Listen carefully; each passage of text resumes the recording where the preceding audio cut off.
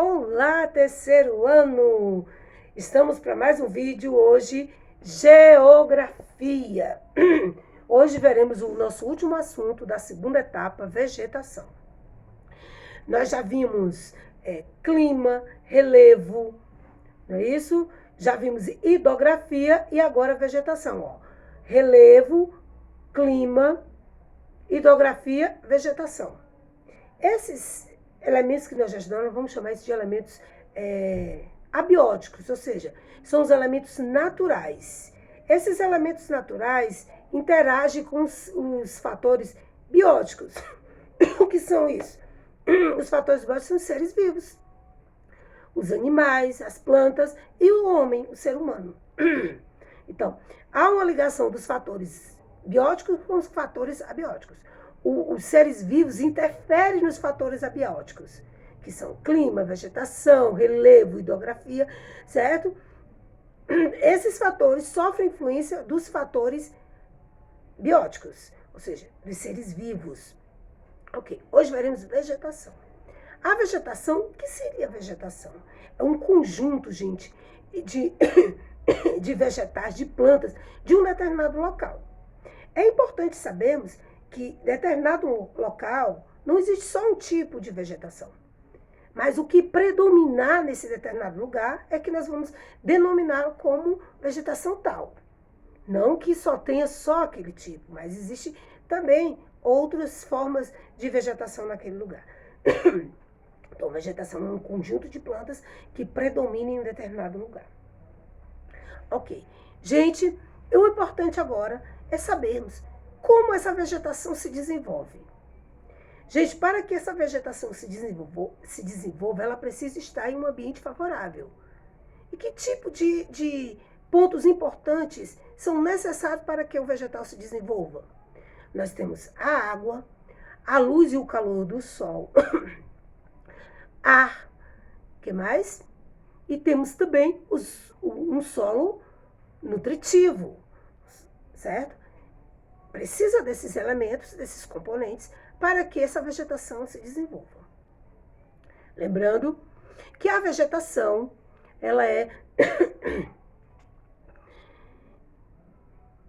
ela pode ser nativa, ou pode ser também desenvolvida com a ajuda do ser humano. A nativa é a vegetação onde o homem não interfere, o homem não participa desse crescimento. Quem participa do crescimento de um tipo de vegetação nativa? São os elementos naturais, como os pássaros, o vento, a chuva, certo? Esses são fatores abióticos, vento, chuva, o ar. Esses elementos vão contribuir para que uma vegetação nativa se desenvolva. No caso desse tipo de vegetação, não temos a participação do homem. Quando você pega uma sementezinha, coloca num terrenozinho e vai diariamente aguando, colocando em um ambiente propício, aí o homem está ajudando esse tipo de vegetação. Mas a nativa, quem ajuda são os elementos abióticos. Bom, visto isso, o que o vegetal precisa para crescer, vegetação nativa e a que não é nativa, que o homem ajuda, e os elementos necessários para essa vegetação se desenvolver, nós vamos ver a importância da vegetação. Gente, o quanto a vegetação é importante para os seres humanos e para o equilíbrio da biodiversidade. O que é bio? É vida, diversidade, as variedades, os componentes naturais que interagem entre si para que o ambiente viva em harmonia. Vejamos, a vegetação é importante para todos os seres vivos. Todos os seres vivos precisam da vegetação. Lembrando que os vegetais são seres que produzem o seu próprio alimento. E os outros tipos de seres vivos, que são os animais e os seres humanos, não produzem seu próprio alimento. Então, eles buscam na caça e na pesca, buscam na agricultura, no uso da terra para produzir seu alimento. Ok? Então, a vegetação é útil para a alimentação de todos os seres vivos. Também, gente, a vegetação ela vai ser utilizada de diversas formas, certo? Nós podemos utilizar a vegetação da forma natural, retirando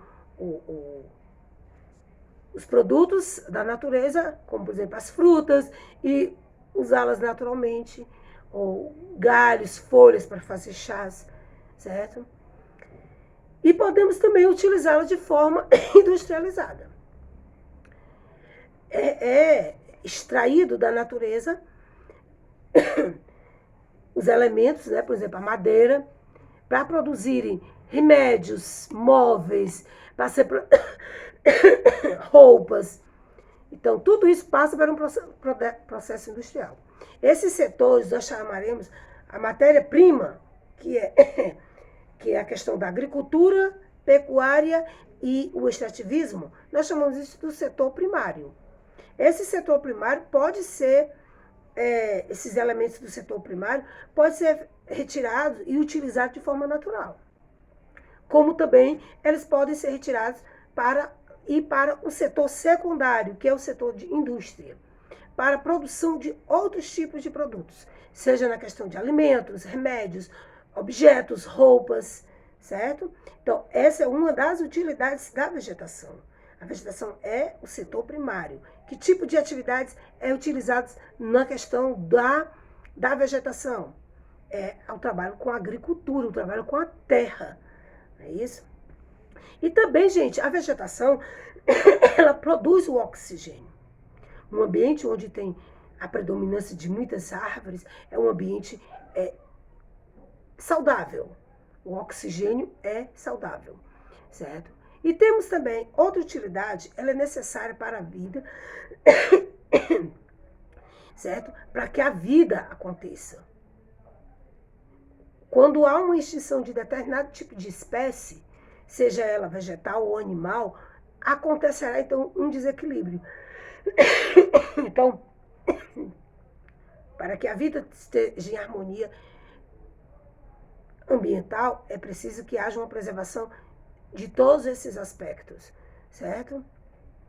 Seja dos abióticos e dos bióticos, seja dos seres vivos, que são os vegetais, os animais, como também os abióticos, que é o ar, a chuva, o vento, o clima, o solo, o relevo, a hidrografia, todos agem em um conjunto, certo? Um mau uso, uma má atuação em um determinado ponto em determinado elemento, vai acontecer o quê? Um desequilíbrio na vida, certo? Então, outra utilidade do vegetal, serve, gente, como alimento para todos os outros animais. Os animais que comem os vegetais e os humanos que comem animal e vegetal. Essa é uma relação, gente, na questão do seu habitat, essa relação de alimentar, a cadeia alimentar. Você vai ver isso em estudos mais para frente. Nós temos também a importância dos vegetais no fornecimento de quê? Proporciona o habitat natural de alguns animais. O que é habitat? É a moradia. Ok? E também fornece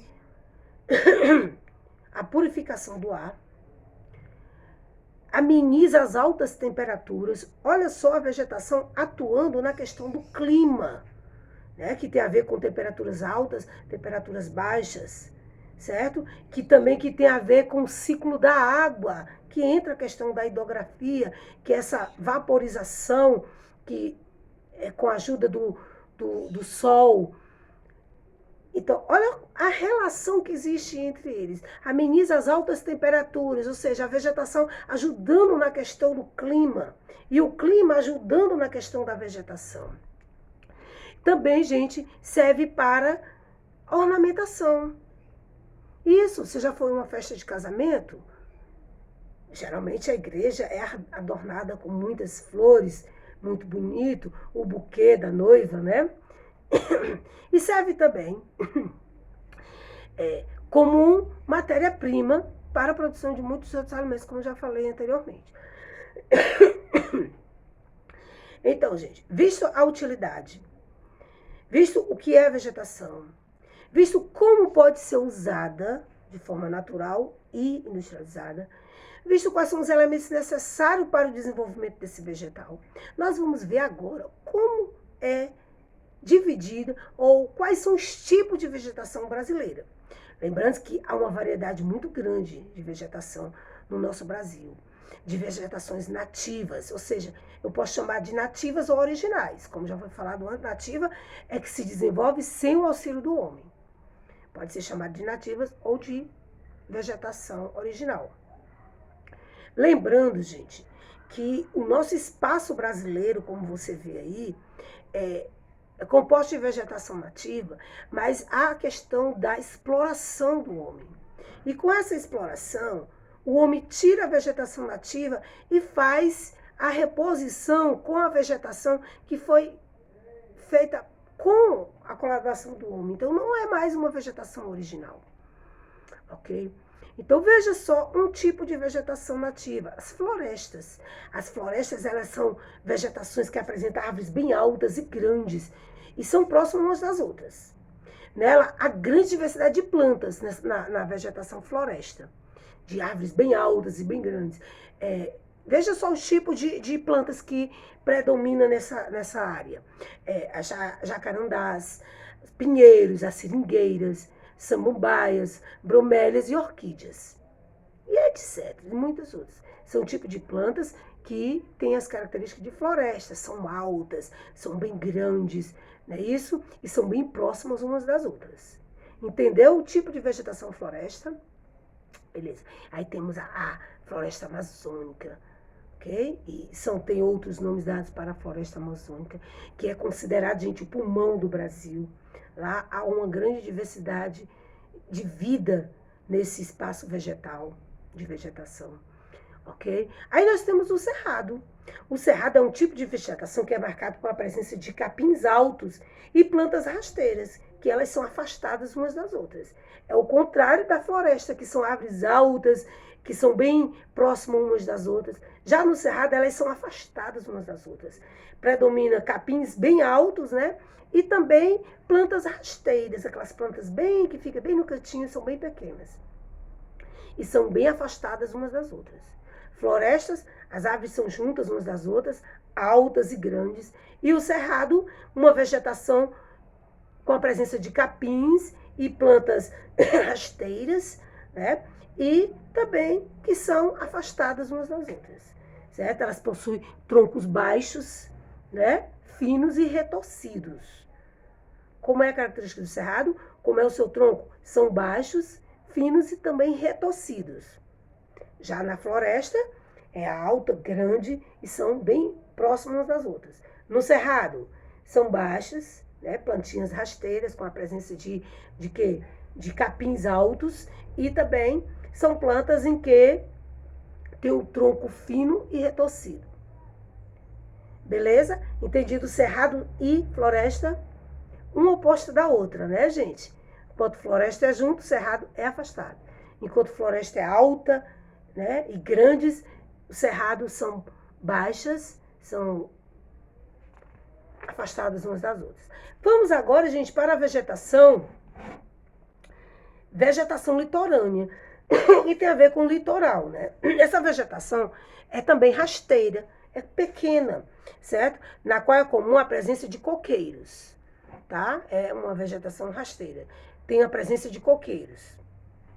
Vegetação litorânea é aquela vegetação que está bem próxima às águas, né, no mar. E o mangue? O mangue é uma vegetação que ocorre em terrenos onde as águas do mar e de um rio se encontram. O mangue tem um encontro das águas do mar e do rio. Essa vegetação é bem predominante nesse espaço, certo? E de terrenos alagados, não é isso? E temos também, gente, ela é marcada com a presença de raízes aéreas. No mangue nós temos, lembra que vocês viram raízes aéreas lá em ciências? Os tipos de raízes subterrâneas e raízes aéreas. São aquelas raízes que estão acima do solo, não é mesmo?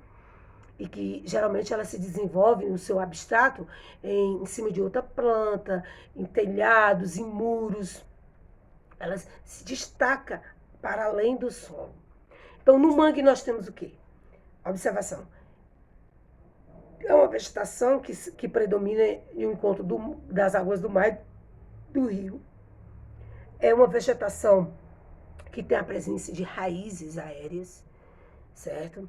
E existe nessa vegetação a predominância de terrenos muito molhados, muito úmidos. É isso? Aí nós vimos a vegetação litorânea e o mangue. Vimos floresta, cerrado, vegetação litorânea e o mangue. Agora vamos ver campo. O que você pensa sobre o campo? O campo é uma vegetação rasteira também, assim como a vegetação litorânea, ela é rasteira, com a presença de cocais. Já o mangue o campo é uma vegetação rasteira, certo? E tem a presença de arbustos, né? De gramíneas e pequenas árvores, ok? Tem a presença de arbustos e de mangues e de gramíneas e pequenas árvores. O que é que nós temos no campo? Qual é a característica do campo? É uma vegetação rasteira e tem a presença de arbustos, gramíneas e de pequenas árvores. É assim a característica de campo, esse tipo de vegetação.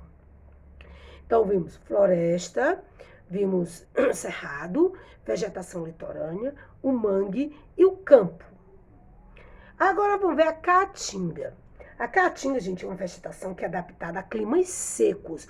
Olha só, a vegetação entrando em adaptação com o tipo de clima, certo?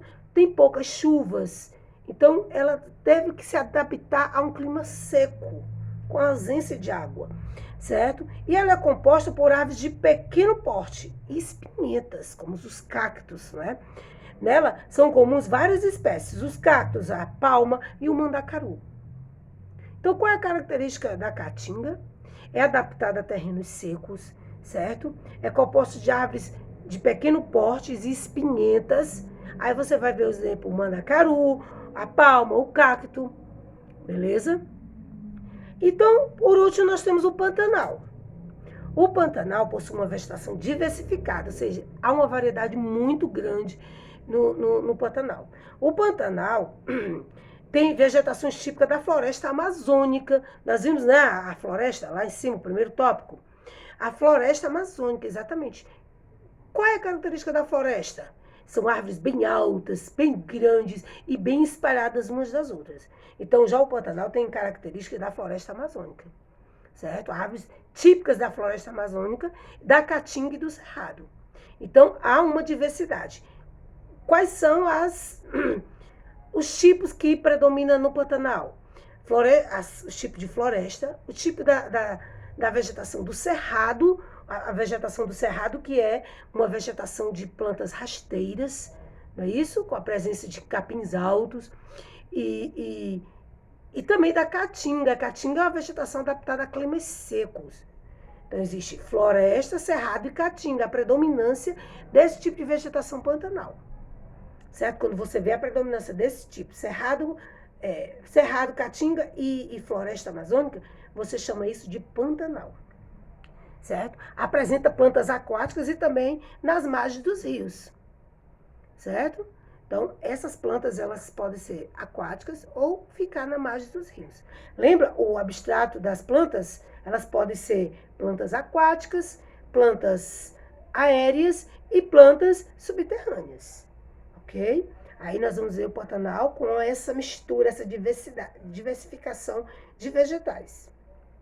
Então, resumindo, quais são os tipos de vegetação? Floresta, você lembra da característica das florestas? Árvores altas, bem grandes e espalhadas umas das outras. Depois da floresta nós temos o quê? Nós temos o cerrado. O cerrado é marcado por a presença de capins altos, não é isso? São plantas rasteiras e bem afastadas umas das outras, é o cerrado. Tem o tronco fino e retorcido. E a vegetação litorânea é uma vegetação rasteira e é comum a presença de coqueiros, né? A vegetação litorânea. E o mangue?